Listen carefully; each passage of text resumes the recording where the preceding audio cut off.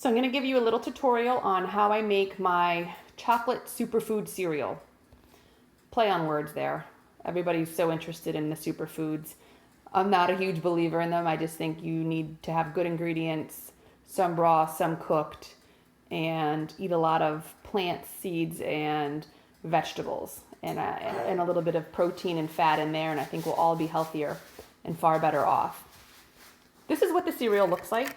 It comes out in, bigger pieces, which then can be eaten like this. You throw them in a bag for the kids and head off to the park or yourself, and then you could break it apart. And if you are a cereal eater or your kids are, break it apart and put it into a bowl of milk or a nice bowl of yogurt. And it's a great meal. So what I put into there: buckwheat groats, unsweetened coconut flakes, pumpkin seeds, sunflower seeds, raw cacao powder, vanilla extract, dates, bananas, and spinach. I actually cooked down some spinach, just frozen spinach from the store. I steam it and then I use that. It adds phytonutrients, it adds a little bit of fiber, some good protein, and it's non-detectable by taste. So it's a great little additive to put in there. So a little bit about the buckwheat groats. These are basically a pseudo grain. They grow on a bush, and these are soaked and sprouted. So you can see they have a tail on them. That makes them more bioavailable. Everything in a seed form, whether it be a pumpkin seed, a sunflower seed, a buckwheat groat, even grains. So like whole wheat, red wheat berries. They're all seeds, and seeds want to germinate. And when they germinate, that's when they have the most nutritional bang for their buck. So you'll see on the store shelves a lot now, you have sprouted grains and soaked and sprouted grains.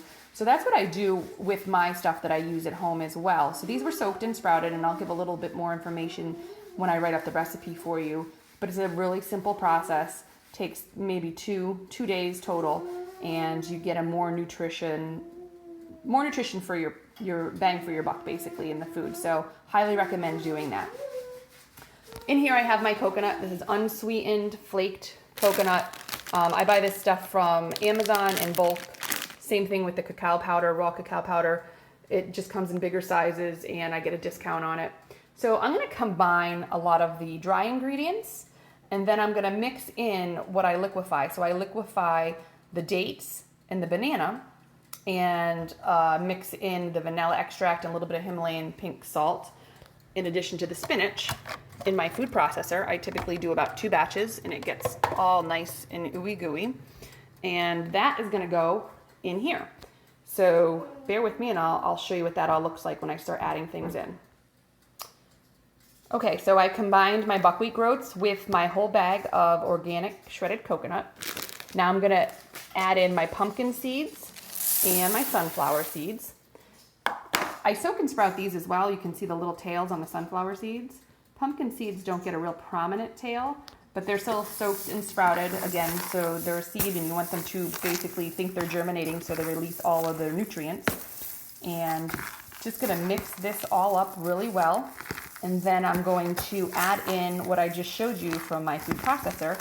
And I've got I have another batch to make in the food processor, so that liquid gets all spread throughout the whole thing. So I'll bring that back and show you that next. Okay, so now you can see I have everything mixed in except for the cacao powder. So we've got nice green cereal here. And I'll give you a variation. So if you wanted to create everything like it is right now, and then instead of adding cacao powder, you could add lots of berries. So I've done that before, and it is another great flavor. So strawberries, blueberries, raspberries, a combination, typically fresh or frozen. Frozen tend to have some good taste profiles, but in the summer, nothing beats fresh. If you can go get some hand-picked strawberries or blueberries, it'll just really take it up a notch. So you can change out the overall flavor. The base stays the same. It's really just the last thing that you're going to add in, like the cacao. So instead of the cacao, you would do something different, like the berries, if that is something you like. And that flavor profile is also really, really good. So next I'm going to add in the cacao and get this all incorporated and mix it up. And I'm gonna show you what it looks like on the dehydrator trays next, so you have an idea of how to roll it out and the next step. Okay, so I'm gonna roll it out now on the dehydrator sheet. As you can see, I use the Teflon to coat because this would go through the little honeycomb of the mesh that's there. So initially you're going to use Teflon, and then when we flip this halfway through in the dehydrator process, I then take this off, and then it sits on the mesh because it is pretty thoroughly dry. It's almost like a solid piece. That's also the time that I break it apart so I can help facilitate the drying time.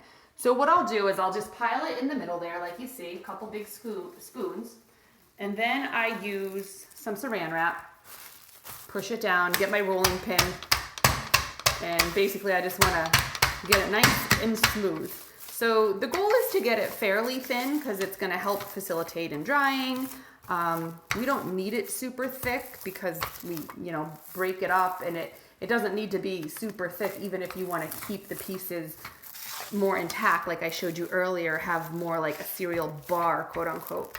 So here we go. I kind of use the ledge on the side for my pin to know the thickness of it, and rolls out pretty nice. So you'll see that there's a couple spots here that are in need of a little bit more. So I'll just grab my spoon. I can either do this now or I end up doing it later, and I'll just do it now while I have it out, because this big container that I made will easily, and I'll just use my hands to smooth that out, will easily fill 6 trays of my dehydrator sheets. I have an Excalibur, and it is awesome. My husband bought it probably 7 years ago, before I was ever even interested in doing anything, and thought he was like wacky. I'm like, why are you buying a dehydrator? Like, what are you gonna do with it?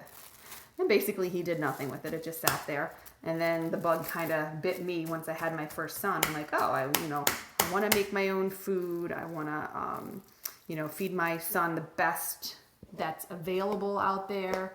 And, using a dehydrator for many different things. I started using it really for yogurt. I made all homemade yogurt. And that's what it got most of its use with.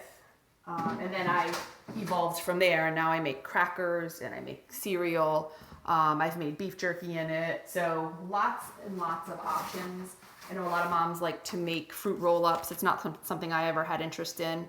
So I don't personally use it for that, but I hear rave reviews on that too. And we have a garden, so it's always nice to be able to dehydrate your vegetables and throw them in a mason jar or any other type of storage that you want, and that way you have them all dried, and when you're ready to have a nice soup over the winter or anytime in the spring and you have all those yummy dehydrated veggies, you just throw them right into your sheet stock and you're good to go. So I'm going to go ahead and fill the rest of these sheets, and then I'll show you what it looks like as they're all filled, and we'll go from there. Okay, so the dehydrator's all loaded up, all 6 trays. They all basically look pretty uniform. I keep the temperature at about no higher than 115 because I want to keep it raw. So I know the spinach was cooked, but all the other components were raw. So I want to keep it that way because I like to make sure we're getting a lot of raw foods in addition to cooked foods in my family. And this is a good way to kind of keep something where I need it. So I won't go above 115 for the temperature setting, and it'll take a little bit longer. So if that's not a concern of yours, or you don't have a dehydrator that goes this low and you need to use your oven, you can certainly have a higher setting. Just keep an eye on it because it will become dry a lot quicker. So this, like I said, will probably go, a good 12 plus hours before I flip it. So I'll bring it back and show you what it looks like when I flip it, and then that'll be a wrap, and that'll be all you need. Just wanted to give a final note. I'm not sure if my video is going to be able to be picked up in 18 hours from now when I flip everything and finish it in the dehydrator.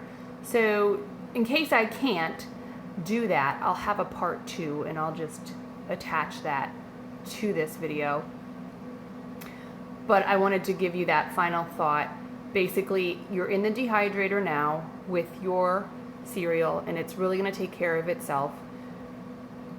And then once you flip it, it needs to continue drying, and at that point you break it up slightly and just test it for dryness in a couple hours after that by breaking it or biting into it, making sure there's no moisture. Take a couple samples from each tray, start at the middle because that's the one that's probably getting the least amount of air, and go from there. And then once it's completely dry, what I do is I store it in a nice glass container like this, broken up, and then I have storage bags that the buckwheat groats actually come in. They're really nice. Let me show you what they look like. They're really nice bags. I again get them from Amazon. So this is what the bags look like. They're organic raw hulled buckwheat groats. So, and they have like a Ziploc feature. And basically I just keep these and I store everything in there, and it stays really nice and fresh. I just open this and it smells awesome, like chocolate and dates and bananas.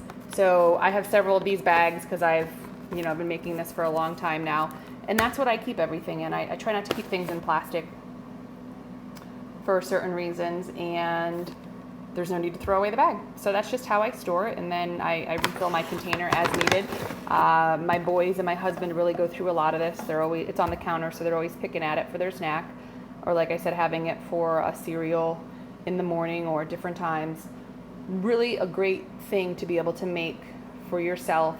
Save yourself the money from the store. I know at our local store, which is a Wegmans, they sell a quote-unquote superfood cereal, which has a lot of these same components. Now they use organic coconut sugar. I don't use any sugar. The only thing that sweetens it are dates and bananas, and not a lot of them actually. So I mean, by the time you look at 6 trays and you have, I think I have a total of 10 bananas and 20 dates, it's not that much to go in to make all that. So I don't need to add any of that. They also add, I think, hemp, and you could do that too if you wanted to add hemp seeds because they're very versatile. You could also add chia and flax seeds to it. So really, really versatile. You could ground some flax seeds because that makes it more active as opposed to just eating the seed itself. We really don't do a good job at digesting that when it's in seed form because we're not chewing it very well, and then digestive acids aren't really breaking it down that much either.